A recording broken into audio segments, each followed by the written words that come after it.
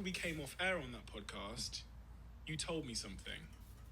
And it even gives me goosebumps now thinking about what you said. And it gave the whole team in the room who overheard our conversation goosebumps as well. So after our 30-minute conversation about marriage, monogamy, and cheating and love, what did you say to me? Told you a story. Yeah. And that was about 2 weeks earlier. I'd been traveling back from London home, and I got out of the train station, and my wife picked me up, and we got into the car, and we had planned to go and have a brunch at my favorite little spot. They do amazing Cuervo's Rancho sauce. I was very excited. And she said, let's go straight home, I've made sandwiches. And she doesn't make great sandwiches, so I said, no, I think the brunch is a better option. And she said, no, there's something that I need to tell you. And I said, is it bad? And she said, yes. And I said, is that about the marriage? And she said, yes. And then we began to drive back, and I had this sinking feeling in me. And we drove for about 5 minutes in silence, and then I went to put my hand on her lap, and she said, don't touch me, because you won't want to after I've told you what's happened. And that's whenever it dropped. And I remember that 10-minute drive back home then felt like an eternity. I was just looking out the window. And we got home, we got into the house, into the kitchen, and I was standing by the kitchen table, hands rested on it, and I said, what's happened? And she said, I've been having an affair with a man from work.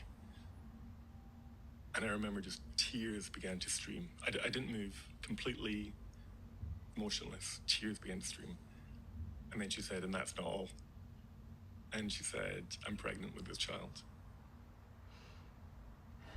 And in that moment, I felt like I lost a lot.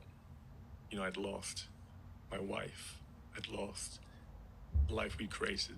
I'd lost the dog, our home, my parents-in-law, her family, everything that I'd really held dear. If someone said, what makes a meaningful life? I would have described these things. And it felt like they'd just been snatched away, just came crumbling down like a house of cards. And then fast forward 2 weeks, and Steve decides to ask.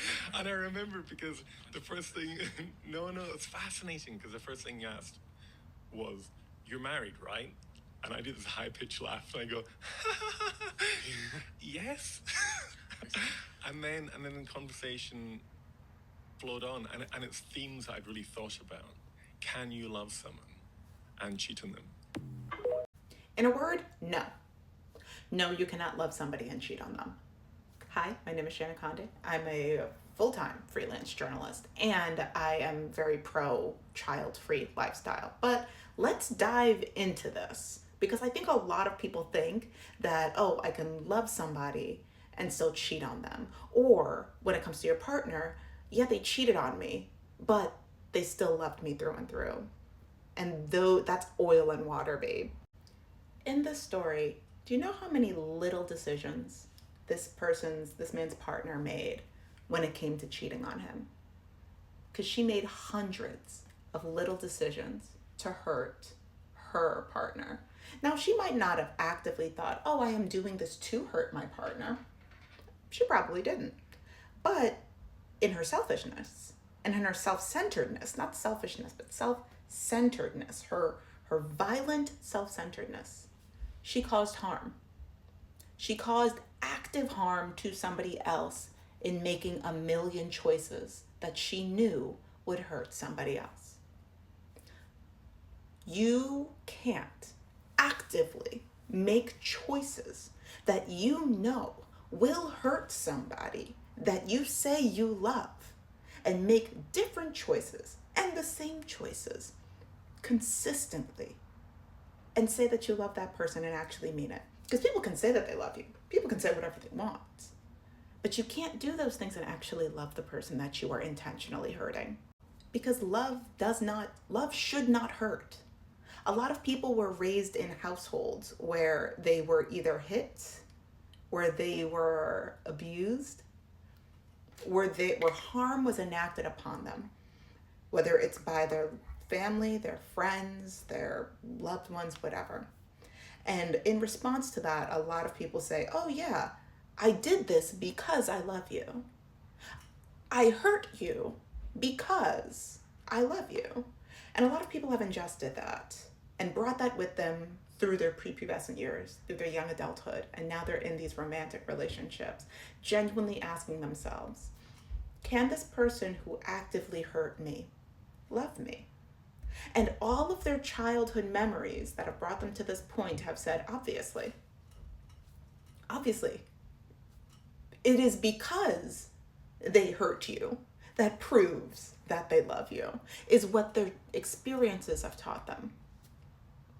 Now, I know that that's going to hit a lot of people really hard, especially people that were hit by adults growing up, by their parents, by their grandparents, by their whatever. And the phrase, I did this because I love you, kind of thing. Things along those lines. It's going to rub up against some of that. And I am a full believer in people loving you the best that they can. And people loving you the best that they can. There is a book, hold up, I have it here. All About Love by Bell Hooks. Let's read a little bit. All right. Very top of page 22. One of the most important social myths we must debunk is if we are to become a more loving culture is the one that teaches parents that abuse and neglect can coexist with love. Abuse and neglect negate love. Care and affirmation, the opposite of abuse and humiliation, are the foundation of love. No one can rightfully claim to be loving when behaving abusively. Yet parents do this all the time in our culture.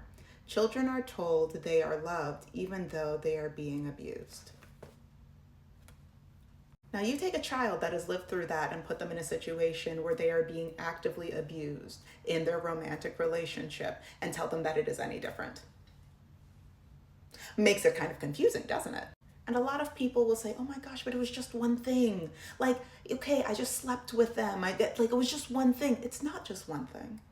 Because with every hidden text, with every hidden call, that was another thing. With every time that you made a plan to meet with them, that's another thing.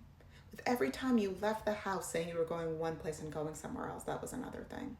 Every minute that you drove to their place or got a bus ticket or whatever it is to go to their place, that's another thing. Every time that you opened the door, that's another thing. Every time you took off an article of clothing, that's another thing. There are a million choices that go into the act of cheating. A million violent, painful choices against the person that you are with that go into the act of cheating. Loveless choices. Just is what it is. It's what it is. So no, no. Long story short, no. You cannot say that you cannot love somebody and cheat because you are actively committing loveless, abusive acts towards them. Plain and simple. So for all of the people that are out here saying, oh yeah, is cheating a deal breaker? Is not being loved in a relationship a deal breaker? But we're saying the same things. I'm just saying it in a way that makes you feel uncomfortable. Okay, also, complete side note, but you see these earrings? You see these cutesy little earrings? This is made by a Black woman-owned business, and I'm going to type their information below. I would love for you guys to reach out to them, maybe buy, if you like these. I have some other ones. I might be showing some of my jewelry collection while I'm here. But yeah, show Glory some love. She's an absolute sweetheart. I met her when she was in college, and she was just starting her business, and she does really good work. But yeah, okay, I think that's everything for now. If you have any thoughts, questions, concerns, disagreements, even though, how could you disagree? Feel free to rant on in the comments. Also, don't forget to like, share, subscribe, all of those things, and I'll talk to you next time. All right, bye.